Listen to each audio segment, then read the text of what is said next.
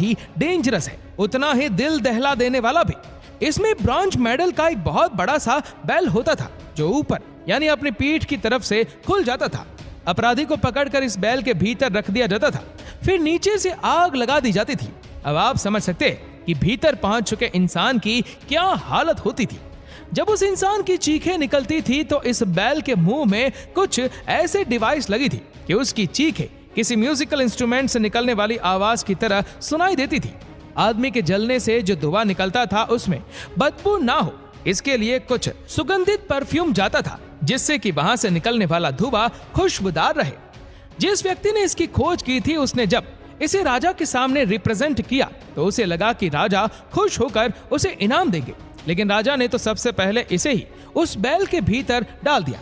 जब वो मरने लगा तो उसे राजा ने बाहर निकाल दिया, लेकिन बाहर निकालने के बाद भी उसे मरवा दिया।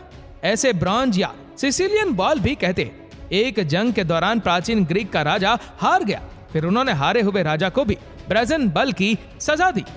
Number 2, red torture. इस सजा की शुरुआत 17वीं शताब्दी में रोम में हुई थी। यूरोप के डच नेता ने एक कैदी को सजा देने के लिए इस तरह के खतरनाक तरीके की शुरुआत की थी।